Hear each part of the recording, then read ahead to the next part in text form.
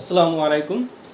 আজকে দেখো আমরা শুরু করবো এক নতুন চ্যাপ্টার। আমরা অলরেডি জিওমেট্রি যে পার্টগুলো ছিল, অর্থাৎ ফার্স্ট টার্মে যে জিওমেট্রি সিলেবাস ছিল, সেই জিওমেট্রি সিলেবাস অলরেডি আমরা কভার করে চলে এসেছি।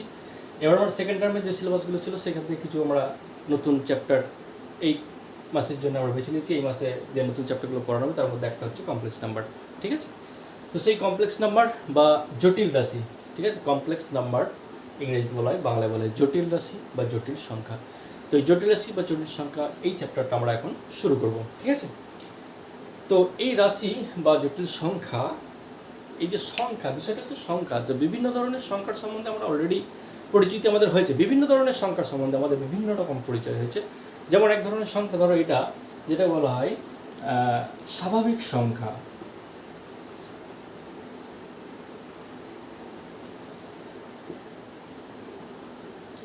বা ন্যাচারাল নাম্বার বলে ইংরেজিতে বলা হয়।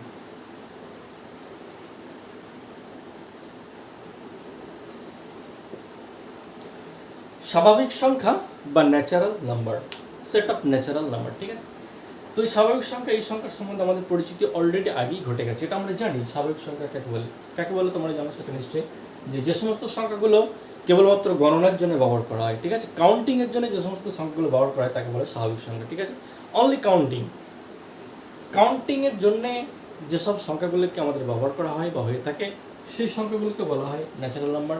যেমন ন্যাচারাল নাম্বার এক্সাম্পল হচ্ছে 1, 2, 3, 4, 5, 6 ডট ডট ডট ইত্যাদি ইত্যাদি ইত্যাদি। এই ধরনের যে সংখ্যাগুলো 1, 2, 3, 4, 5, 6, এই ধরনের যে সংখ্যাগুলো, এই সংখ্যাগুলোকে বলা হয় this are called natural number, অর্থাৎ স্বাভাবিক সংখ্যা।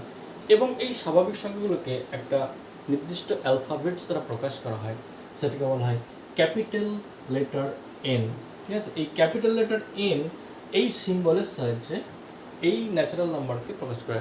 অর্থাৎ ন্যাচারাল নাম্বার এন, এটার মানে হচ্ছে 1, 2, 3, 4, 5, 6 ডট ডট ইত্যাদি ইত্যাদি। কারণ ন্যাচারাল নাম্বারকে ক্যাপিটাল লেটার এন এই অ্যালফাবেটসটা দ্বারা যেহেতু প্রকাশ করা হয়, সেই জন্য এন ইজ ইকুইভ্যালেন্ট টু বা এন ইজ ইকুয়াল টু আমরা বলতে পারি 1, 2, 3, 4 ডট ডট ডট ডট ইত্যাদি ইত্যাদি। এখন তুমি বলতে পারো স্যার -1, 0, -2, -3 এই সংখ্যাগুলো কেন ন্যাচারাল নাম্বার না?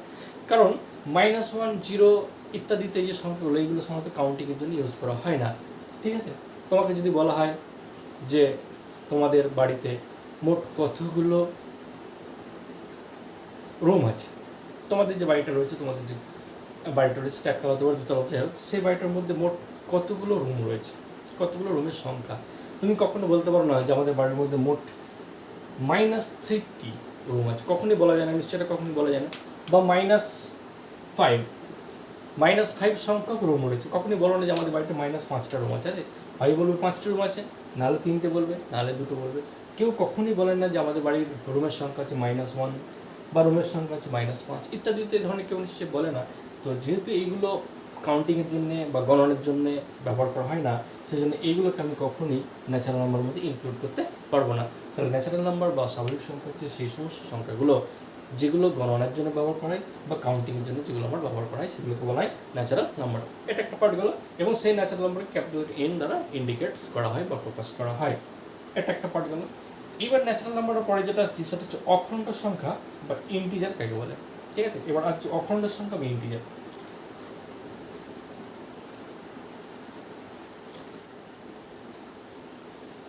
ইন্টিজার বা অখণ্ড সংখ্যা, ইন্টিজার ইংরেজি বলে ইন্টিজার, বাংলা বলে অখণ্ড সংখ্যা।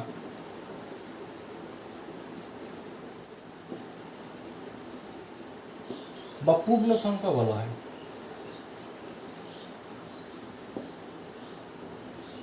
তিনটে নাম, ইন্টিজারও বলা হয়, অখণ্ড সংখ্যা বলা হয়, পূর্ণ সংখ্যা বলা হয়। 3 রকমভাবে একে নাম দেওয়া হয়। ইংরেজিতে যা বলা হয় সেটা ইন্টিজার্স বলা হয়, অখণ্ড সংখ্যা বা অখণ্ড সংখ্যা, বা কখনো কখনো পূর্ণ সংখ্যা বলা হয়। পূর্ণ সংখ্যা গুণগুলো যেগুলো আমার খণ্ডিত অবস্থায় থাকে না, যে সব সংখ্যাগুলোকে আমার সবসময় অখণ্ড পূর্ণ অবস্থাতেই পাওয়া যায়। সংখ্যা তো অনেক রকম আছে, যে সব সংখ্যাগুলো কখনোই মানে খণ্ডিত অবস্থায় থাকে না, সবসময় পূর্ণ অবস্থায় থাকে, সেই সংখ্যাগুলো পূর্ণ সংখ্যা। কেমন? যেমন 1, -1, 0, 4, 5, 3 ডট ডট ডট ডট, বা -2, -3, -4 -5 -6 ডট ডট ডট ডট ইত্যাদি ইত্যাদি। অর্থাৎ যদি আমি জিরোটাকে আমি সাপেক্ষ মনে করি, তাহলে জিরোর সাপেক্ষে বাম দিকে এবং ডান দিকের নাম্বারগুলো যদি এইভাবে ইন্ডিকেটস করি, ধরো জিরোটা একটা সাপেক্ষ বা মাধ্যম এই জায়গায় রয়েছে, মনে করো যে একটা লাইন অঙ্কন করলাম, এটাকে মাধ্যম করে ওটা সাপেক্ষে একটা লাইন অঙ্কন করছি, তাহলে ডান দিকটা কী হবে আমার, এদিকটা পজিটিভ দিক, তাহলে এদিকে মনে করো 1, এখানে মনে করো 2, এখানে মনে করো 3, এখানে মনে করো 4, এখানে মনে করো 5, এরকম ডট ডট ডট ডট চললো এই যে সংখ্যাগুলো। বা যদি আমি নেগেটিভ সাইডে আসি, অপোজিট সাইডে আসি এদিকটা, তাহলে এখানে মনে করো -1 রয়েছে, এখানে মনে করো -2 রয়েছে, এখানে মনে করো -3 রয়েছে, এখানে মনে করো -4 রয়েছে, ডট ডট ডট ইত্যাদি ইত্যাদি ইত্যাদি। তাহলে এই যে সংখ্যার কালেকশনটা পেলাম, zero including zero, 0 1 2 3 4 5 dot dot dot dot এদিকে আপ টু প্লাস ইনফিনিটি পর্যন্ত মনে করে চলে গেলো, প্লাস অসীম, ইনফিনিটি অসীম, তাহলে প্লাস অসীম পর্যন্ত চলে গেল, অর্থাৎ ধনাত্মক অসীম সংখ্যা। এদিকে ডট ডট ডট করতে করতে মাইনাস ইনফিনিটি পর্যন্ত মনে করো চলে গেল, এদিকেও ডট ডট করতে মাইনাস ইনফিনিটি। এদের টোটাল যে কালেকশন, অর্থাৎ 0 1 2 3 4 5 ডট ডট বা 0 -1 -2 -3, এটাকে একত্রে যদি আমি লিখি, তাহলে 0, +-1, +-2, +-3, +-4 ডট ডট ডট, এই যে সংখ্যাগুলো, এই যে কালেকশনটা, এই কালেকশনটার জন্য পূর্ণ সংখ্যার কালেকশন। সেটা হতে পারে -1 শুধুমাত্র হতে পারে, শুধুমাত্র -2 হতে পারে, শুধুমাত্র 1 হতে পারে, শুধুমাত্র 2, অর্থাৎ যাকে খণ্ডিত অবস্থায় প্রকাশ করা যায় না, অর্থাৎ 2কে পূর্ণ আকারেই আমি রাখতে হবে, খণ্ডন আকারে রাখতে পারবো না। অর্থাৎ যে সমস্ত সংখ্যাগুলো সবসময় খণ্ডিত আকারে থাকে না, পূর্ণ আকারে থাকে, ঠিক আছে, অখণ্ড আকারে থাকে, সেই সংখ্যাগুলো বলে অখণ্ড সংখ্যা বা পূর্ণ সংখ্যা। এক্সাম্পল 0 +-1 +-2 +-3 +-4 ইত্যাদি ইত্যাদি। এবং এই যে অখণ্ড সংখ্যা, সেট অফ ইন্টিজার্স, এদেরকেও একটা অ্যালফাবেটস দ্বারা প্রকাশ করা হয়, সেটাকে বলা হয় আই, ক্যাপিটাল লেটার আই। এই সিম্বলের সাহায্যে ইন্ডিকেটস করা হয় যে সেট অফ ইন্টিজার্স বা অখণ্ড সংখ্যা, পূর্ণ সংখ্যাকে ক্যাপিটাল লেটার আই দ্বারা প্রকাশ করা হয়। ওকে, তাহলে এটা গেল অখণ্ড সংখ্যা বা পূর্ণ সংখ্যা। নেক্সট আসছে এবার খুব ইম্পর্টেন্ট জিনিস, সেটা হচ্ছে মূলদ সংখ্যা সম্পর্কে বলবো। তারপরে লাস্টে আসবো একে একে আমরা কমপ্লেক্স নাম্বার, বিভিন্ন নাম্বার সম্পর্কে পরিচিতি করিয়ে দিই, তাহলে সুবিধা হবে। এবার আসছে দেখো মূলদ সংখ্যা বা rational number. Rational number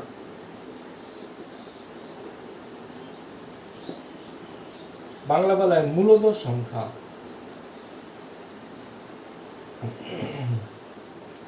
rational number বা মূলদ সংখ্যাকে বলা হয় যে সমস্ত সংখ্যাকে p/q আকারে প্রকাশ করতে পারবো, যেসব সংখ্যাকে p/q এই আকারে প্রকাশ করতে পারবো, যেখানে কন্ডিশন কি, যেখানে কিউটা অলওয়েজ নট ইকুয়াল টু 0 হবে, এবং p এবং q এরা সবসময় কি বিলংস টু i, এরা হবে ইন্টিজার।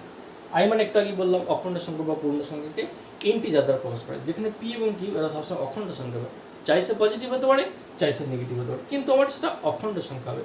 তাহলে যদি কোনো সংখ্যাকে p/q ফর্মে আনতে পারি, এই আকারে প্রকাশ করতে পারি, এবং যেখানে কিউটা not equal to 0, condition q কখনোই 0 হলে হবে না, 0 বাদ দিয়ে অন্য যে কোনো সংখ্যা হতে পারে ইন্টিজার, এই যে pq বিলংস টু i, তাহলে 0 বাদ দিয়ে যে কোনো পূর্ণ সংখ্যা আমার হতে পারে pq, কিন্তু কিউ এর জন্য একটা এক্সট্রা কন্ডিশন, সেটা কখনোই 0 হবে না, সেটা অলওয়েজ নট ইকুয়াল টু 0। তাহলে যদি কোনো সংখ্যাকে p/q আকারে প্রকাশ করতে পারি, সেই সংখ্যাকে আমি কি বলবো, রেশনাল নাম্বার বা মূলদ সংখ্যা। এক্সাম্পল কি, এক্সাম্পল ধরো মনে করো 1/2 সংখ্যাটা কি, অবশ্যই p/q আকারে প্রকাশ হয়েছে, যেখানে p এর মান হচ্ছে 1 এবং q এর মান 2। তাহলে 1/2 এই সংখ্যাটাকে p/q আকারে প্রকাশ করতে পেরেছি, এই যে p/q আকারে প্রকাশ করতে পেরেছি। তাহলে 1/2 সংখ্যাটাকে যেহেতু p/q আকারে আমি প্রকাশ করতে পেরেছি, সেই জন্য এই 1/2 সংখ্যাটাকে আমি বলবো একটা মূলদ সংখ্যার এক্সাম্পল। 3/7 অবশ্যই এটা একটা মূলদ সংখ্যা, কারণ এটা p ইন্টিজার, 7 সেটা ইন্টিজার, এবং 3/7 এই আকারে প্রকাশ করে গেছে, তাহলে অবশ্যই এই সংখ্যাটা কি মূলদ সংখ্যা। ঠিক আছে, তাহলে 1/2 একটা এক্সাম্পল গেল, 3-এর সাথে একটা এক্সাম্পল গেল। এবার এক্সাম্পলটা যদি অন্যরকম দিই, ধরো একটা এক্সাম্পল দিলাম অনলি -2, যে তোমায় বললাম এই সংখ্যাটা কি মূলদ সংখ্যা হবে, ডেফিনেটলি এটা একটা মূলদ সংখ্যা, কারণ -2কে আমি লিখতে পারি -2/1, যেখানে p এর মান হচ্ছে -2 এবং q এর মান হচ্ছে 1। q এর মান কত আমার এখানে 1, তাহলে এটাকে -2কে আমি -2/1 এই ফর্মে লিখতেই পারি, যেখানে -2 p = -2, যেটা অবশ্যই ইন্টিজার, এবং q = 1, এটাও ইন্টিজার। তাহলে -2 সংখ্যাকে যেহেতু আমি এই যে p/q -2 সংখ্যাকে আমি এই p/q এই ফর্মে যেহেতু আনতে পেরেছি, -2 সংখ্যাটাকে আমি এই ফর্মে যেহেতু প্রকাশ করতে পেরেছি, সেই জন্য -2 ডেফিনেটলি আমার একটা কি মূলত সংখ্যা। তাহলে যেসব সংখ্যাকে আমি এরকমভাবে প্রকাশ করতে পারবো পি বাই কিউ, হতে পারে এটা একটা ইন্টিজার, হতে পারে ইন্টিজার কি আছে, অনেক সব ইন্টিজার মূলত সংখ্যা, কোনো অসুবিধা নেই। তো যেসব সংখ্যাকে আমি পি বাই কিউ ফর্মে প্রকাশ করতে পারবো তাকেই মূলত সংখ্যা বলবো, ঠিক আছে। তার মানে যতগুলো আমার ইন্টিজার আছে তারা সবাই আমার কি মূলত সংখ্যার মধ্যে ঢুকে যাবে, যত ইন্টিজার, কারণ পি কিউ যেহেতু আমার ইন্টিজার, তাহলে যত ইন্টিজার আছে সেটা জিরো বাদ দিয়ে বা জিরো হতে পারে, জিরোকে জিরো বাই সামথিং একটা যদি প্রকাশ করতে পারি সেটা অবশ্যই মূলত সংখ্যা। তো যে কোনো সংখ্যাকে যদি পি বাই কিউ ফর্মে প্রকাশ করতে পারি তারা সবসময় আমার মূলত সংখ্যা অবশ্যই আসবে। একই রকম কনসেপ্টে তাহলে অমূলত সংখ্যা কি, ইরেশনাল নাম্বারটা কি, অমূলত সংখ্যা বা ইররেশনাল নাম্বারটা কি হবে? অমূলত সংখ্যা বা ইররেশনাল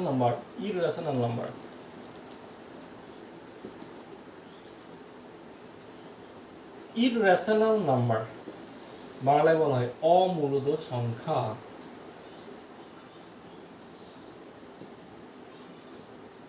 কি জিনিস?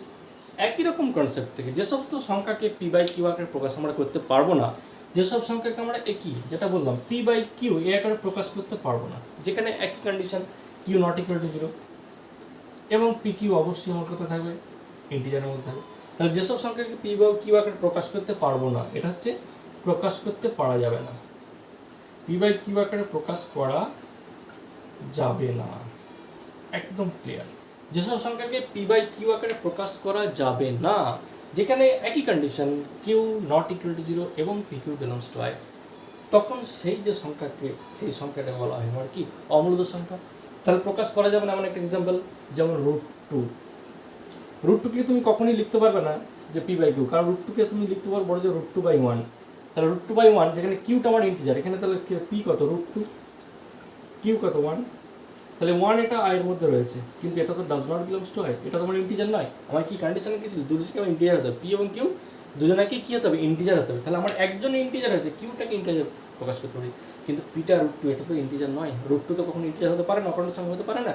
তাহলে যেসব সংখ্যাকে পি বাই কিউ আকারে প্রকাশ করতে পারবো না তাদেরকে কি বলা হবে আমার অমূলত সংখ্যা, ঠিক আছে। তাহলে মূলত সংখ্যা গেল, অমূলত সংখ্যা গেল। এবারে যেটা আসছি, তারপরে আমি কমপ্লেক্স নাম্বারের ডেফিনেশন আসছি, সেটা হচ্ছে বাস্তব সংখ্যা, যেটা আমরা প্রতি মুহূর্তে ব্যবহার করে থাকি। সেই বাস্তব সংখ্যাটা কি, সেটা আমরা real number, set of real number, যেটা প্রচুর আমরা ব্যবহার করে এসেছি অলরেডি, কিন্তু ডেফিনেশনটা হয়তো আমরা পুরোপুরি ক্লিয়ারলিভাবে কেউ জানি না।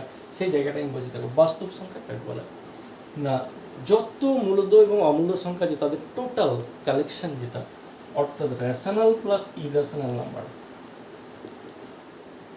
Rational number plus irrational number, এদের টোটাল যে এগ্রিগেট নাম্বার, এদের টোটাল সমষ্টি যেটাকে বলা হয়, ঠিক আছে। অর্থাৎ যত রেশনাল নাম্বার আছে, মূলত সংখ্যা আছে এবং যত মূলত সংখ্যা আছে তাদের টোটাল কালেকশন, অর্থাৎ তাদের সমষ্টি যেটা বলা হয় rational number plus irrational number, মূলত এবং অমূলত, এদের টোটাল যে collection, this is called real number বা বাস্তব সংখ্যা। This is called real number, বাংলায় বলে বাস্তব সংখ্যা।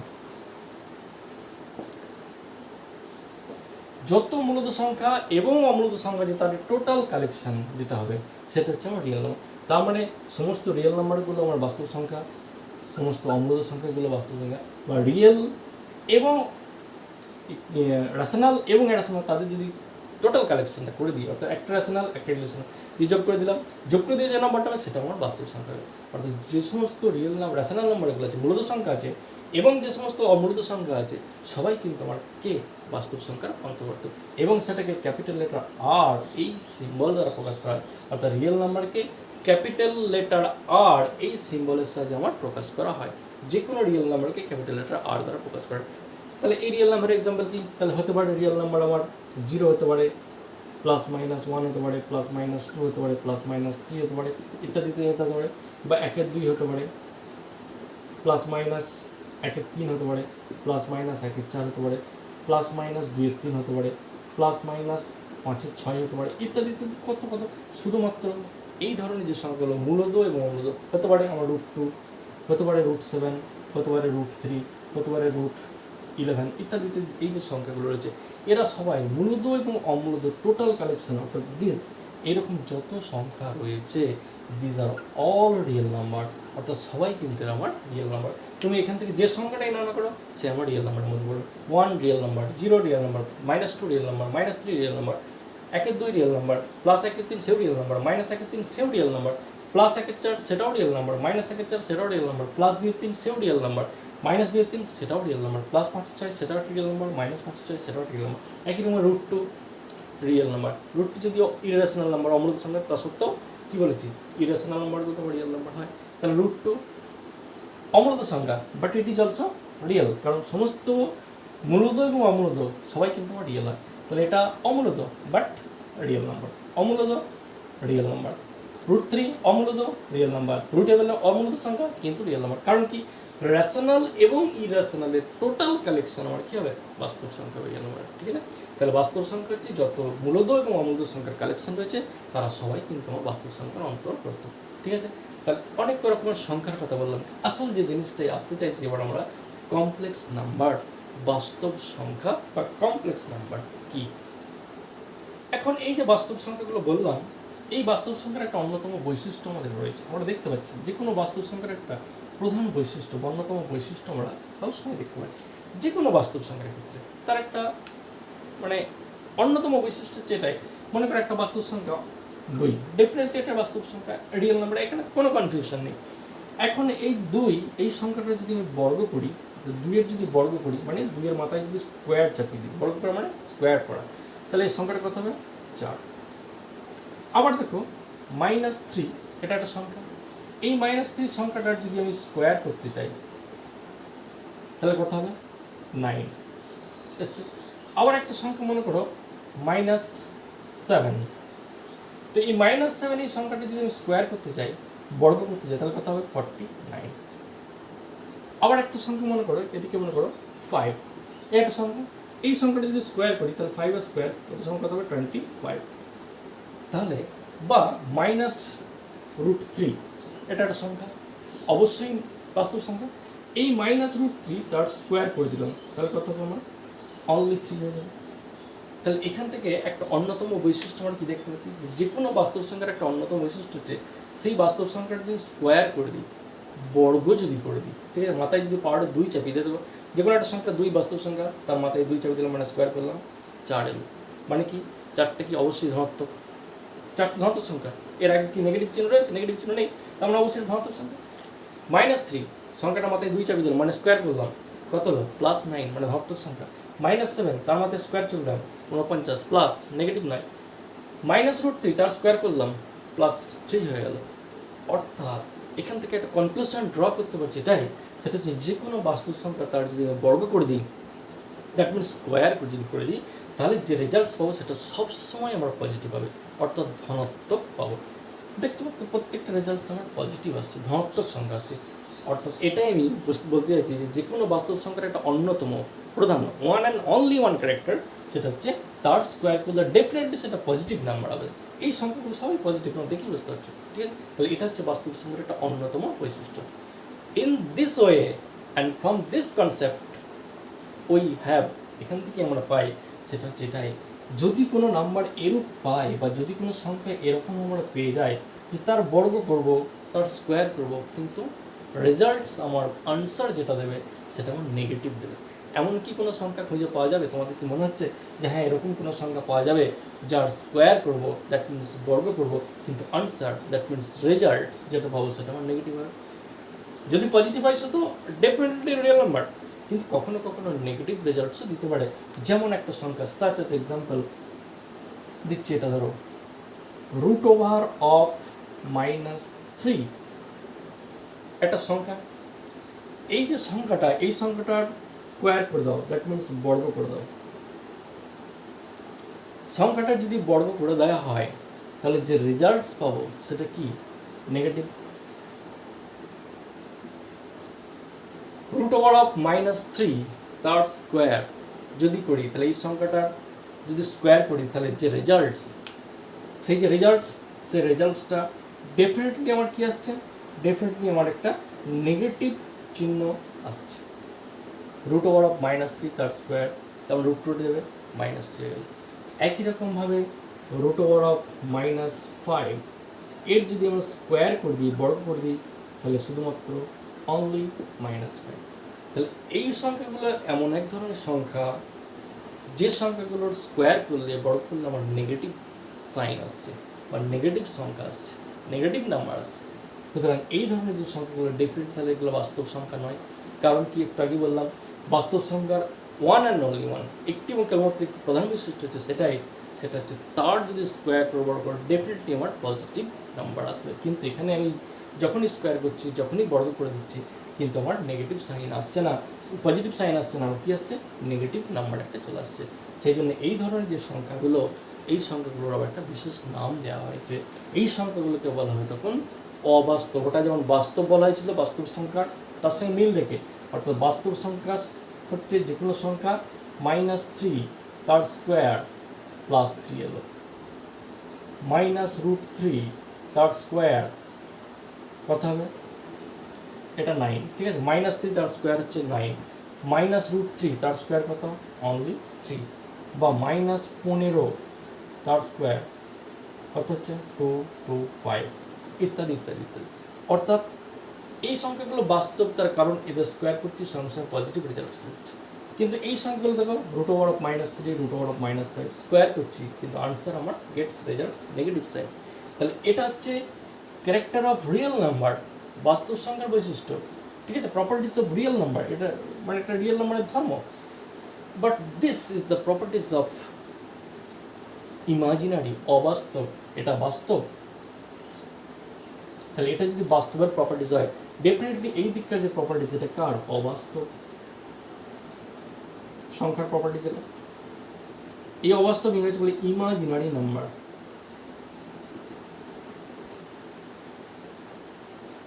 একে বলে ইমাজিনারি নাম্বার, অবাস্তব সংখ্যা বা ইমাজিনারি নাম্বার বলা হয়। এখনো কিন্তু আমি কমপ্লেক্স নাম্বার আসিনি, এখনো পর্যন্ত কমপ্লেক্স নাম্বার আসেনি, অর্থাৎ জটিল রাশি যে কাকে বলে সেই জায়গায় কিন্তু এখনো আমরা আসতে পারিনি। এখন কমপ্লেক্সে ঘোরাঘুরি করছি, কমপ্লেক্সে বলছি ইমাজিনারি নাম্বার বা বাস্তব আর অবাস্তব এই জায়গায় রয়েছে। বাস্তব তার অন্যতম বৈশিষ্ট্য দেখলাম, স্কোয়ার করলে পজিটিভ আসবে। অবাস্তব তার অন্যতম বৈশিষ্ট্য কি দেখলাম, যখন স্কোয়ার করবো আমরা নেগেটিভ রেজাল্ট আসবে। এই যে সংখ্যাগুলো, এটা তার অন্যতম বৈশিষ্ট্য অবাস্তব। তার মানে অবাস্তবের একটা অন্যতম বৈশিষ্ট্য হচ্ছে যে তার যখন স্কোয়ার করে আমার নেগেটিভ আনসার দেবে বা নেগেটিভ রেজাল্টস দেবে, যে সংখ্যাটা বলবে নেগেটিভ দেবে, এটা হলো অবাস্তব। তাহলে বাস্তব অবাস্তব পাশাপাশি রেখেছি বোঝানোর জন্য। এদিকটা gets positive results and this from this we get the negative results, and that's why this is called imaginary number. এবং এই কারণে এই নাম্বারগুলো হয় ইমাজিনারি নাম্বার, ঠিক আছে। তাহলে এটা বাস্তব এবং অবাস্তব কাকে বলে সেই জায়গাটা আমার এলাম। এইবার একটা ইউনিটের কথা বলবো। এই যে অবাস্তব সংখ্যাগুলো বললাম, এই অবাস্তব সংখ্যাগুলোর ক্ষেত্রে একটা একক বার করবো, একক ধরে নেওয়া হয় সাধারণত। হ্যাঁ, যে কোনো ধরো √3, এটা একটা সংখ্যা। কি সংখ্যা? একটাকে বললাম অবাস্তব সংখ্যা। এখন এই √1, এইটাকে √-1কে আমরা কি ধরবো? এটাকে আমরা ধরবো অবাস্তব সংখ্যার একটা একক। এই √-1কে অবাস্তব সংখ্যা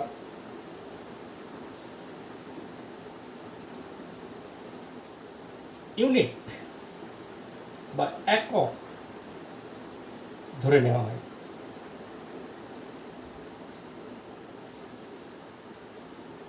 স্ট্যান্ডার্ড, একদম পুরোপুরি স্ট্যান্ডার্ড আদর্শ।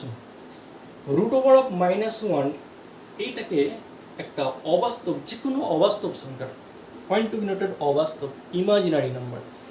এই √-1 এটাকে, এই সংখ্যাটাকে, এটা তো ডেফিনেটলি সংখ্যা, সেই সংখ্যার ইউনিট বা একক ধরে নেওয়া হচ্ছে কার, অবাস্তব সংখ্যা। এবং এই ইউনিটটাকে, এককটাকে আই, ছোট হাতের আই, এই সিম্বল দ্বারা প্রকাশ করা হয়। আবার বলছি, √-1কে যে কোনো অবাস্তব সংখ্যার একটা ইউনিট, বা তোমরা হয়তো বলতে পারছো √-1 বা আইটা কি?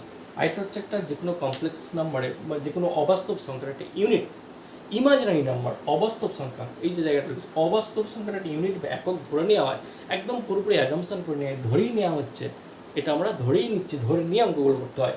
অর্থাৎ √-1কে একটা ইউনিট ধরে নিলাম, একক ধরলাম, একবার স্ট্যান্ডার্ড ইউনিট ধরে নিলাম, এবং যেটাকে আই এই সিম্বলের সাহায্যে, এরকম একটা প্রতীকের সাহায্যে প্রকাশ করা হয়, যেখানে আয়ের মান হচ্ছে, যেখানে আই হচ্ছে তার মানে √-1। তাহলে আই সমান √-1, এটা কি? একটি ইউনিট, একক ধরে নিয়েছে কার, অবাস্তব সংখ্যার একক ধরে নেওয়া হচ্ছে, যার মানটা হচ্ছে কার রুট ওভার অফ -1 সঙ্গে সমান, অর্থাৎ রুট ওভার অফ -1 এই অক্ষর দ্বারা, এই সিম্বল দ্বারা এটাকে প্রকাশ করা হচ্ছে। তাহলে এটা একটা ইউনিট বা একক, ঠিক আছে।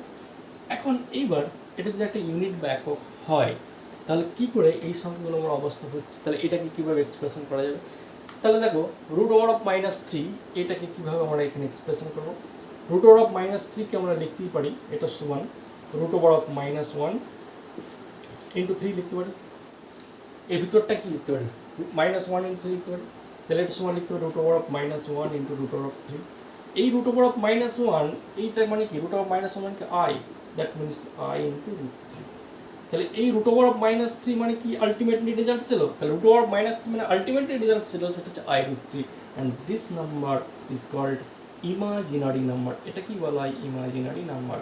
ইমাজিনারি নাম্বার, এই নাম্বারটাকে বলে ইমাজিনারি নাম্বার বা অবাস্তব সংখ্যা।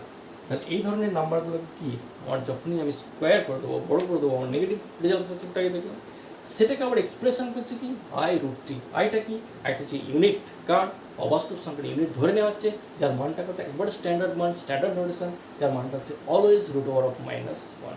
ওকে, তাহলে একটা ইমাজিনারি নাম্বার একটা এক্সাম্পল আমরা দিলাম। এবারে যেটা আসছি সেটা হচ্ছে আমরা সরাসরি কমপ্লেক্স নাম্বারের দিকে আসছি। দেখো কমপ্লেক্স নাম্বার কাকে বলে সেই জায়গায় আমরা আসছি। তাহলে ইমাজিনারি নাম্বার বা অবাস্তব সংখ্যা কাকে বলে?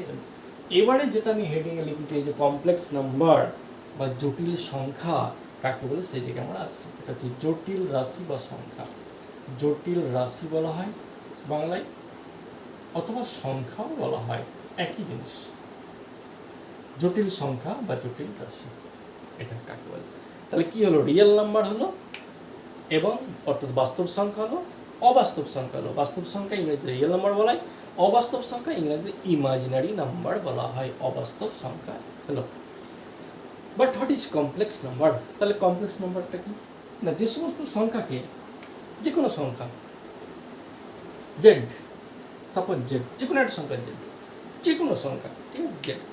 এখন এই জেড সংখ্যাটাকে যদি আমি এরূপভাবে প্রকাশ করতে পারি, জেড ইজ ইকুয়াল টু ধর এক্স প্লাস আই ওয়াই, যেখানে পরিচয়টা দিতে হবে, জেড বললাম যে কোনো একটা সংখ্যা এক্স ওয়াই, যেখানে এক্স এবং ওয়াই এটা হচ্ছে যে কোনো রিয়েল নাম্বার, এবং আইটা হচ্ছে আমার কি একটা ইউনিট অফ ইমাজিনারি নাম্বার, অর্থাৎ অবাস্তব সংখ্যার ইউনিট, অর্থাৎ আয়ের মান হচ্ছে রুট ওভার অফ -1।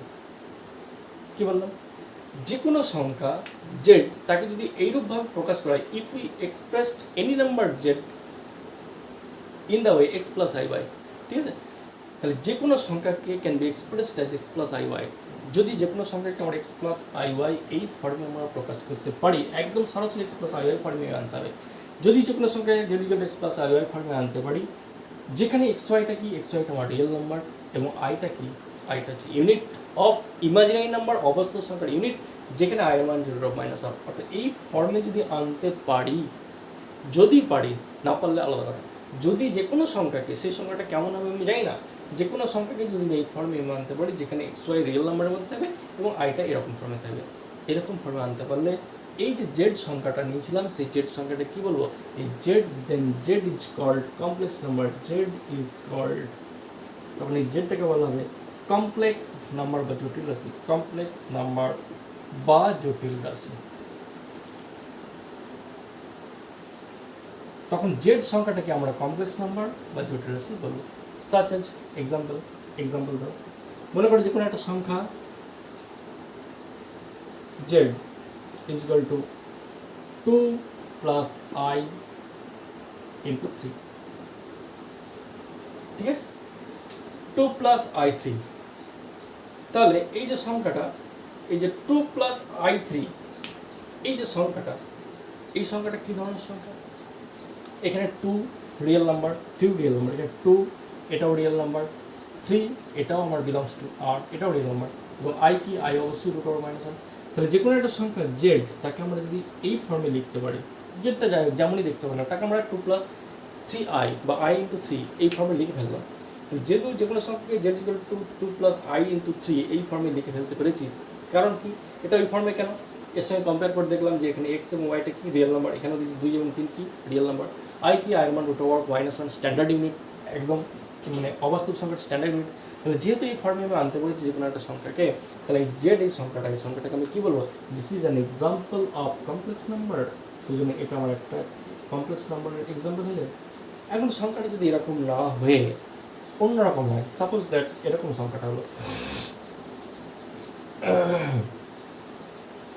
ধরো সংখ্যাটা এরকম দেওয়া আছে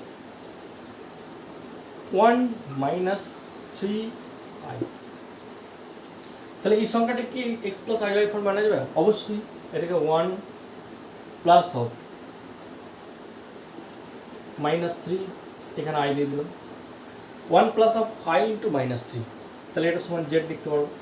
Z is equal to 1 plus of 1, x এর মান 1, তার মানে এখানে x equal to 1 belongs to r, এবং y ইকুয়াল টু কত, -3, that is also belongs to r, i এর মান কত, √-1। তাহলে যে কোনো একটা সংখ্যা, তাহলে এই সংখ্যাটা আমার একটা কমপ্লেক্স নাম্বার, তাহলে যে কোনো সংখ্যাকে যদি আমি এক্স প্লাস আই ওয়াই ফর্মে লিখতে পারি, তাহলে এখানে এটা একটা another example of complex number. যে কোনো সংখ্যাকে যদি আমি এক্স প্লাস আই ওয়াই ফর্মে লিখতে পারি, যেখানে এক্স ওয়াই আমার রিয়েল নাম্বার, তাহলে সেই সংখ্যাটাকে আমি অবশ্যই একটা কমপ্লেক্স নাম্বার বলবো। আবার যদি সংখ্যাটা ধরো এরকম হয়ে যায়, আর একটা এক্সাম্পল মনে করো শুধুমাত্র দেওয়া আছে জেড ইকুয়াল টু অনলি -5, তাহলে কি সংখ্যাটাকে আমি জটিল রাশি বলতে পারবো? জেড ইকুয়াল টু অনলি -5, তাহলে এই সংখ্যাটাকে আমি কি জটিল রাশি বলতে পারবো? অবশ্যই এটা একটা জটিল রাশি। You can express this number as complex number. এই নাম্বারটাকে আমি কমপ্লেক্স ফর্ম প্রকাশ করতে পারবো, কারণ -5 করে লিখতে পারি -5 প্লাস i ইন্টু 0, যেখানে -5 আমার রিয়েল নাম্বার এবং 0 আমার কিন্তু রিয়েল নাম্বার, এবং i এর মান হচ্ছে √-1। তাহলে প্রত্যেকটা ক্রাইটেরিয়া আমার মেনটেন করে চলছে। Z equal to x plus I y এর যে ক্রাইটেরিয়া, এর যে স্ট্র্যাটেজি, সেই স্ট্র্যাটেজিটা এখানে আমার মেনটেন করে চলছে। তাহলে একই প্রপার্টিস জেড ইকুয়াল টু -5 সেও মেনটেন করে চলছে। যেমন জেড ইকুয়াল -5 এই যে সংখ্যাটা, এই সংখ্যা অর্থাৎ -5, this number can be expressed as a complex number. এই নাম্বারটাকে আমরা কমপ্লেক্স ফর্মে আমরা আনতে পারি। তাহলে যে কোনো বাস্তব সংখ্যা সেটাও কিন্তু আমার কমপ্লেক্স আকারে প্রকাশ করতে পারে। মানে বাস্তব সংখ্যাগুলো অবশ্যই এক ধরনের one type of complex number বা এক ধরনের জটিল রাশি বলতে পারি। যে কোনো বাস্তব সংখ্যাকে হতে পারে সেটা -1, হতে পারে সেই সংখ্যাটা অনলি 4, সংখ্যাটা হতে পারে only 4, this 4 can be expressed 4 plus i into 0।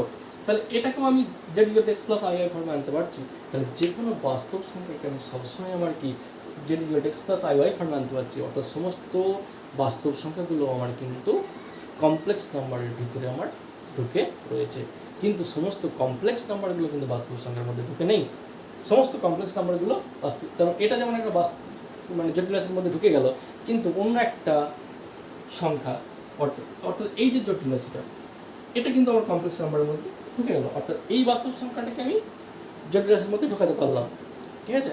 অর্থাৎ যে কোনো বাস্তব সংখ্যাকে আমি এই জটিল রাশি ফর্মে আনতে পারলাম, ঠিক আছে। কিন্তু যে কোনো জটিল রাশিকে আমি বাস্তব আকারে নিয়ে যেতে পারবো না। যে কোনো একটা জটিল রাশি মনে করো 2 প্লাস i√3, তাহলে এটা একটা জটিল রাশি, কারণ এটা এক্স ওয়াই রিয়েল নাম্বার, এটা একটা জটিল রাশি। কারণ এই জটিল রাশি কি আমি বাস্তব ফর্মে আনতে পারবো? একে আমি কখনোই বাস্তব ফর্মে আনতে পারবো না। তাহলে সমস্ত বাস্তব নাম্বারকে আমি জটিল রাশির আকারে নিয়ে যেতে পারবো, কিন্তু সমস্ত জটিল রাশিগুলোকে আমি কি বাস্তব আকারে নিয়ে যেতে পারবো না। কি বললাম ব্যাপারটা কি হচ্ছে? আমি বলছি সমস্ত বাস্তব সংখ্যা, যেমন 4 একটা বাস্তব সংখ্যা, 5 একটা, -1 একটা, -2 একটা, -√2 একটা, -3 একটা, এই ধরনের যে সংখ্যাগুলো হচ্ছে বাস্তব সংখ্যাগুলো রয়েছে, বা -1/2 একটা, বা -3/4 একটা, বা -√3/2 একটা, সবাই তো বাস্তব সংখ্যা। এখন এই ধরনের যে কোনো বাস্তব সংখ্যাকে আমি কিন্তু কমপ্লেক্স ফর্মে আনতে পারছি। কিন্তু যে কোনো কমপ্লেক্স নাম্বার 1 প্লাস i, এটা একটা কমপ্লেক্স নাম্বার। এই কমপ্লেক্স নাম্বার কিন্তু আবার বাস্তব হবে। তখন এখান থেকে একটা কনক্লুশন, একটা সিদ্ধান্তে আমরা উপস্থিত বললাম যে অল রিয়েল নাম্বার আর complex, but all complex number may not be real, ঠিক আছে। তাহলে এই জায়গা থেকে যে কনক্লুশনটা আমরা ড্র করতে পারলাম সেটা হচ্ছে এটাই, যে অল রিয়েল নাম্বার আর কমপ্লেক্স। কনক্লুশনটা আমি লিখে দিচ্ছি, দেখো এখান থেকে যে কনক্লুশন লিখে দিচ্ছি, সিদ্ধান্ত এটাই যে এভরি রিয়েল নাম্বার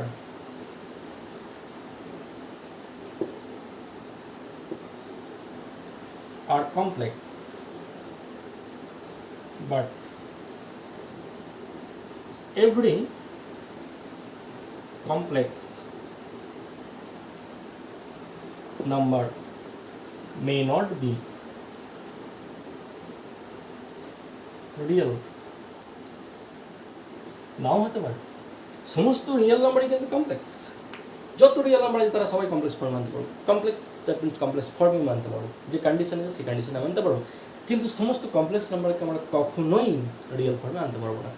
সমস্ত কমপ্লেক্স নাম্বারকে মে নট বি নাও আনতে পারি। যেমন বললাম 1+i, 2+i, ঠিক আছে? এই ধরনের যে কমপ্লেক্স নাম্বারগুলো রয়েছে এইগুলোকে আমরা সবসময় কিন্তু রিয়েল ফর্মে আনতে পারবো, মানে কোনো সময়তেই পারবো না। কিন্তু যে কোনো রিয়েল নাম্বারকে আমরা কমপ্লেক্স ফর্মে বা কমপ্লেক্স প্যাটার্নে আনতে পারবো। তাহলে এটা কনক্লুশন, এই কনক্লুশনটা খুব ইম্পর্টেন্ট কনক্লুশন, এটা আমরা মনে রাখবো। নেক্সট যেটা বলবো, এই z equal to x plus I y যে কমপ্লেক্স নাম্বারের কোনটা কি? এক্স ওয়াই তো রিয়েল নাম্বার বটেই, কিন্তু কোনটাকে কি বলে, কোন দিকটাকে কি বলে? এই যে z equal to x plus I y এর এই যে এই প্রথম অংশটাই এক্স দাগ দিলাম, এইটাকে বলা হয় রিয়েল পার্ট, অর্থাৎ বাস্তব অংশ, রিয়েল পার্ট। ওকে, এবং এই যে অংশটা আই ওয়াই সার্কেল করে দিলাম, এই যে পার্ট, এটাকে বলা হয় ইমাজিনারি পার্ট, ইমাজিনারি পার্ট। একটা হলো রিয়েল পার্ট আর একটা হলো ইমাজিনারি পার্ট। তাহলে এক্সটাকে বলা হয় রিয়েল পার্ট, অর্থাৎ এটাকে বলে বাস্তব অংশ বা রিয়েল পার্ট, আর আই ওয়াই এটাকে বলে ইমাজিনারি পার্ট বা অবাস্তব অংশ। এবং এক্সটাকে বলা হয় পিওরলি রিয়েল বা আই ওয়াইটাকে বলে পিওরলি ইমাজিনারি। এটাকে রিয়েল পার্ট বা একে বলে পিওরলি রিয়েল, পিওরলি রিয়েল, একে বলে পিওরলি ইমাজিনারি, পিওরলি ইমাজিনারি। ঠিক আছে? তাহলে z equal to x plus I y হয়ে যায়, এক্সটাকে বলে রিয়েল পার্ট আর ওয়াইটাকে বলে ইমাজিনারি পার্ট, বা এটাকে বলে পিওরলি রিয়েল সম্পূর্ণ বাস্তব, এটা বলে সম্পূর্ণ অবাস্তব অংশ। ঠিক আছে? এবারে এই জটিল রাশির কীভাবে এক্সপ্রেশন করব জটিল তলে, যেমন 2 ডাইমেনশনাল জিওমেট্রির ক্ষেত্রে আমরা দেখেছি, 2 ডাইমেনশনাল জিওমেট্রির ক্ষেত্রে আমরা বারে বারে দেখেছি যে কোনো একটা পয়েন্ট এক্স ওয়াই সমতলের মধ্যে যে কোনো দুটো লম্ব পরস্পর যদি সরলরেখা যদি নিই, তাহলে তারা যেখানে ছেদ করে সেটাকে মূলবিন্দু বলে, এটাকে এক্স অ্যাক্সিস বলে, এদিকটা ওয়াই অ্যাক্সিস বলে। এবং সেটা যদি প্লেনে ছিল বলে এটাকে এক্স অক্ষ বলেছিলাম, এটা ওয়াই অক্ষ বলেছিলাম। এখন এটা প্লেনে না নিয়ে এটা জটিল তলে যদি নিয়ে নিই, ওই প্লেনটা বাস্তব প্লেন ছিল, কিন্তু এটা যদি জটিল তল নিয়ে নিই, এই ধরনের যেহেতু পারপেন্ডিকুলার লাইনস নিই, তারা যদি পরস্পর অভিমুখে মিট করে, তারা যদি পরস্পর এই ও পয়েন্টে মিট করে, তাহলে ওটাকে ডেফিনেটলি মূলবিন্দু করবো। এবং তার ক্ষেত্রে ও এক্স বা এক্স ও এক্স ড্যাস্ট, এটাকে বলে এক্স ড্যাস্ট। ঠিক আছে? এক্স ড্যাস্ট ও এক্স এই যে লাইনটা, এটা বলে রিয়েল অ্যাক্সিস, অর্থাৎ এক্স ও এক্স ড্যাস্ট এটাকে বলে অ্যাক্সিস অফ রিয়েল, বলে রিয়েল অ্যাক্সিস বলে, বাস্তব অক্ষ বলে রিয়েল অ্যাক্সিস। এবং এদিকে যদি আমরা ওয়াই ড্যাস্ট নিই, তাহলে ওয়াই ও ওয়াই ড্যাস্ট এটাকে বলা হয় ইমাজিনারি অ্যাক্সিস, অবাস্তব, ইমাজিনারি অ্যাক্সিস। ঠিক আছে? তাহলে এক্স ও এক্স ড্যাস্টকে আমরা যদি একটা কমপ্লেক্স প্লেন হয়, অর্থাৎ জটিল তল যদি হয়, তার ক্ষেত্রে বলছে জটিল তল যদি হয়, তাহলে এক্স ও এক্স ড্যাস্টকে বলা রিয়েল অ্যাক্সিস বলবে এবং ওয়াই ও ওয়াই ড্যাস্টকে বলে ইমাজিনারি অ্যাক্সিস বলবে। এখন এই যে জটিল তল, যেটা আর্গান্ট প্লেন নাম দেওয়া হয়, ঠিক আছে?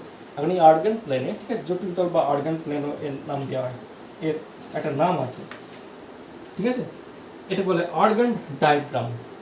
এখন এই আর্গান্ট ডায়াগ্রামে এর ক্ষেত্রে যে কোনো একটা পয়েন্ট আমরা যদি এখানে পি নিয়ে নিই এবং এখানে যার কোঅর্ডিনেট যদি এক্স ওয়াই হয়, এই জটিল তলে পি এক্স ওয়াই যে কোনো একটা বিন্দু, মানে কি এমনি 2 ডাইমেনশনাল ক্ষেত্রে কি এখান থেকে এই রাস্তাটা, এখান থেকে পারপেন্ডিকুলার ড্র করি, তাহলে এখান থেকে এই রাস্তা এক্স হবে এবং এটা ওয়াই, এটা জিওমেট্রির ক্ষেত্রে। But in case of complex নাম্বারের ক্ষেত্রে পি এক্স ওয়াই এই পয়েন্টটা, মানে this indicates z equal to x plus I y. তার মানে কমপ্লেক্স নাম্বারটা হচ্ছে z equal to x plus y, এখানে এক্স এবং ওয়াই এই দুটো পয়েন্টকে এখানে আইডেন্টিফাই করা হচ্ছে। তাহলে যে কোনো একটা কমপ্লেক্স নাম্বার মনে করে জেড ইকুয়াল টু দেওয়া হচ্ছে 2 + 7i, তার মানে কমপ্লেক্স প্লেন যে পয়েন্ট আছে, পয়েন্টটা কত 2,7। তাহলে এইটা হচ্ছে আমার কমপ্লেক্স পয়েন্টটা। তাহলে z equal to x plus I y, x, y, এটা হচ্ছে আমার কমপ্লেক্স প্লেনে পয়েন্টটা এক্স ওয়াই। তাহলে জেড ইকুয়াল 2 + 7i বা i × 7, তাহলে কমপ্লেক্স পয়েন্টটা কত? কমপ্লেক্স পয়েন্ট হচ্ছে 2, 7। ঠিক আছে? তাহলে এরপরে দিন এই কমপ্লেক্স নাম্বারের আমরা আরও যে বিষয়গুলো রয়েছে, অর্থাৎ কমপ্লেক্স নাম্বারের কীভাবে আমরা মডিউলাস নির্ণয় করবো বা তার কনজুগেট কমপ্লেক্স নাম্বার কী ব্যবহার করতে হয়, ইত্যাদি আরও যে বিভিন্ন বিষয়গুলো রয়েছে, সেগুলো নিয়ে আমরা পরের ক্লাসে ইনশাল্লাহ বিস্তারিত আলোচনা করবো। ঠিক আছে? আজকে সেই পর্যন্ত।